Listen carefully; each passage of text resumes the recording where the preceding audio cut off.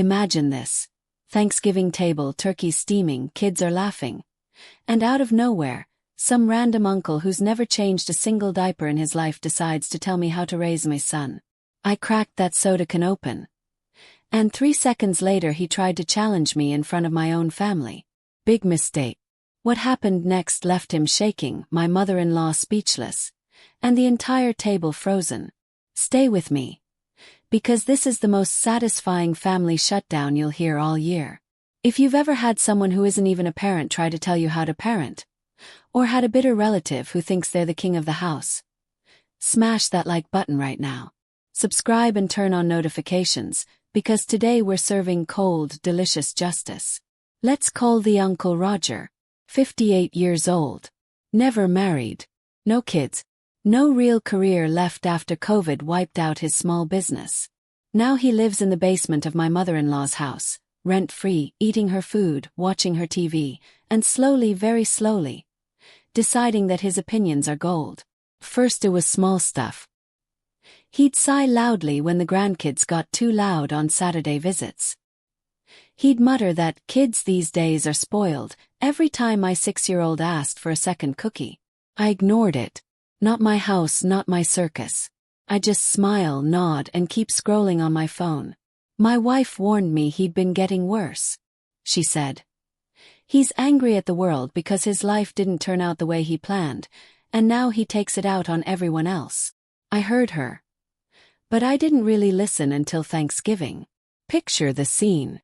Long dining table, white tablecloth, the smell of gravy and pumpkin pie everywhere. My mother-in-law worked her butt off cooking for 20 people.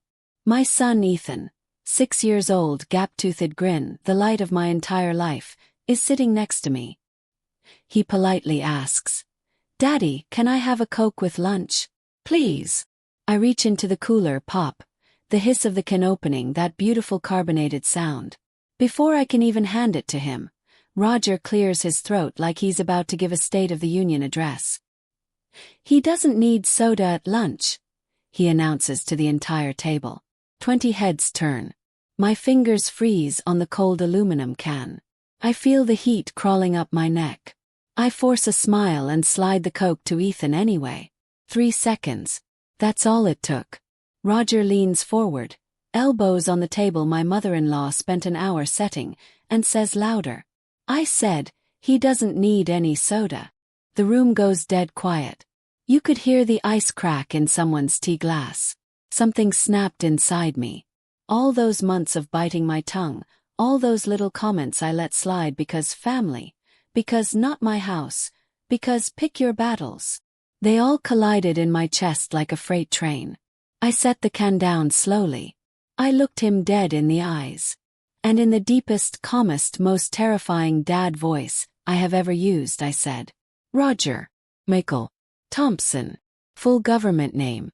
The one only his mama used when he was in deep, deep trouble as a kid."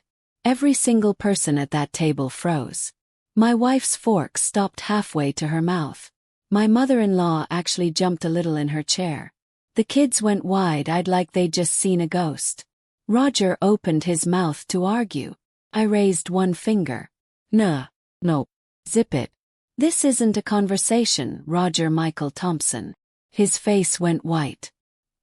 He tried to puff up his chest, started stammering. "You can't just..." I cut him off again, slower, colder. Done." He sat there blinking like a broken robot. Then, in this tiny, cracked voice, he whispered, "My mom was the last person who ever used my full name like that." The entire table heard it. And without missing a beat, I looked him straight in the eye and said, "Maybe she should have used it more often." Mic drop. Fork drop. Jaw drop. Roger's mouth opened. Closed. Opened again.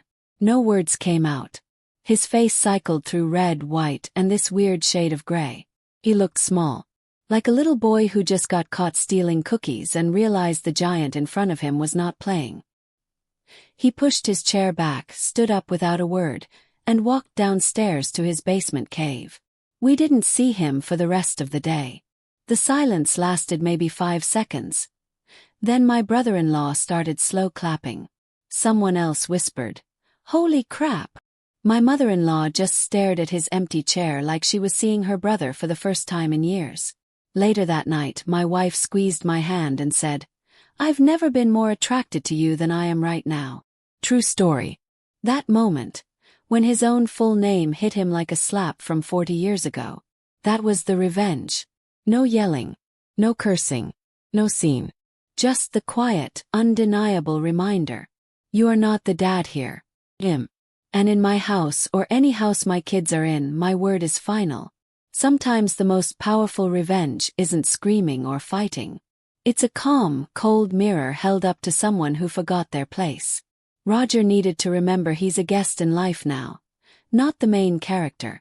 And sometimes, all it takes is 3 names and a dad voice to shrink a grown man back down to the little boy he never grew out of. If that shutdown gave you goosebumps, smash the like button and let me know in the comments. What's the pettiest or most legendary way you've ever put a rude relative in their place? Drop your stories below, I read every single one. And if you want more ice-cold revenge served family style, hit subscribe and ring that bell. I'll see you in the next one.